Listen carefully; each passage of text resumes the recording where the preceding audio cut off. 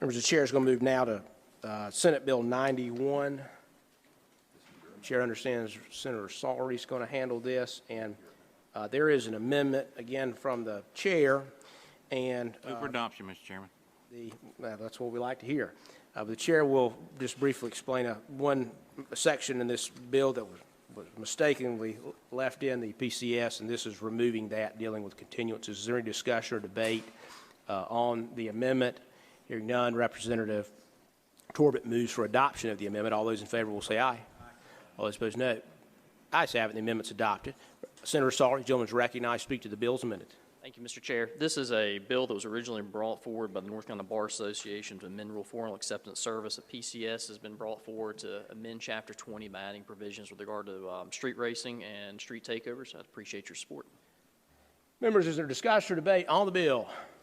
Seeing none, Representative Hardister moves for a favorable report to Senate Bill 91 as amended, rolled into a new PCS, unfavorable to the original bill. All those in favor will say aye. All those opposed, no. Ayes have it. The bill receives a favorable report. Thank you, sir.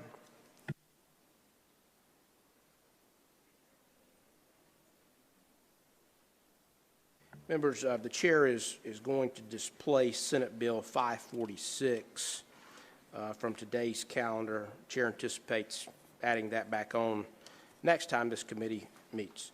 Members, we'll move now to Senate Bill 615, Senator Galey, adoption, conflict, etc. Ladies recognized. Thank you, Mr. Chairman. Part 1 of this bill would allow a child as an adult to be adopted by a former step-parent. Part 2 would provide for redaction of information from an adoption home study.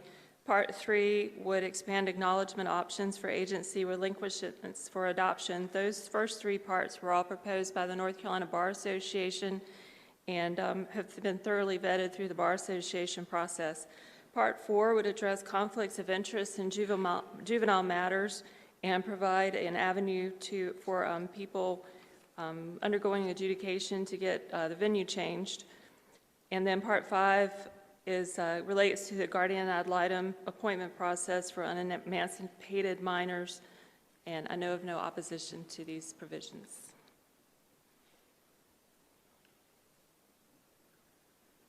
Members, is there any discussion or debate on Senate Bill 615? Representative John, gentleman is recognized. I'd have a question of the bill sponsor. Gentleman is recognized. Senators, I understand the conflict of interest provision. It does not, it says a judge can enter a ruling on a conflict of interest without there being any underlying lawsuit filed. Do I have that about right? Yes, sir. On page 3, line 37, it starts the provision or the part, if there is no petition that has alleged abuse, neglect, or dependency has been filed, there is a process by which a person who is concerned about a potential conflict of interest with the Department of Social Services staff can ask a judge who regularly hears juvenile matters to rule on whether or not a venue change would be appropriate. Follow up, Mr. Chair. Gentleman is recognized. Thank you.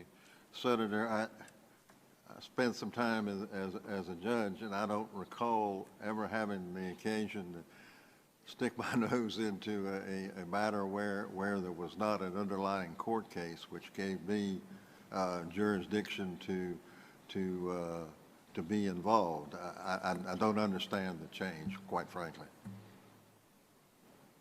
Lady has the floor. Thank you, sir. I think that this statute does give that jurisdiction that the representative would be seeking. That's the purpose of it, is to kind of grant jurisdiction in that case where the petition hasn't been filed yet. The conflict of interest arises when reported abuse, neglect, or dependency involves, for example, an employee of a child welfare division of the county DSS, a relative of an employee of the child welfare division of the county DSS, a foster parent supervised by the county DSS, and so forth. There's a list of 10 items where there might be a conflict of interest. And if a person is involved in that, you can imagine that if there's an allegation that the employee of the child welfare division of the county DSS, if they're actually being investigated for abuse and neglect of their own child or a child in their realm of control, then it would definitely be prudent to have that change of venue. So this gives a process by which somebody who has that concern can petition the court. One would think that the county DSS would do that on their own and wouldn't have to go to court, but apparently that is not always the case. Well, I thank you for your explanation. I'm not sure I'm convinced, but I appreciate your response. Thank you, sir. Members, is there further discussion or debate? Representative Cunningham, ladies recognized. Thank you, Mr. Chair. I'm looking at the Administrative Office of Courts where it sets the item and it requires the form to be available on the AOC's website. But it goes on to say that each county and the County Department of Social Services to provide the form when requested. Also requires the AOC to develop a procedure for maintaining the confidentiality of the petition. Now, we've ran into issues with DSS counties using different forms for different things. Is this going to be consistent throughout, uniform, everybody required to use the same form? Lady has the floor. Thank you, Chairman. Ma'am, I believe that's in the existing law. That's the way, the section 4.3 that I think you're referencing is the way that things are now. So that's not a change. And I assume this is, that it would work the same way it has been working. Follow up, Mr. Chair. Ladies recognized. Thank you. I was looking at it, it said if requested. So if it's requested, that would be only if you ask for. So I was concerned. We've had that issue throughout the state with different departments using different forms to carry out statute, and we need that consistency. Ladies has the floor if she wishes, but don't have to. Okay. Members, is there further discussion or debate? Do the bill. Hearing none. Representative Hardister. For a motion. Seeing none, Representative Hardister moves for a favorable report to Senate Bill 615. All those in favor will say aye. All those opposed, no. Ayes have it. Bill receives a favorable report. Thank you, Senator Gaylor.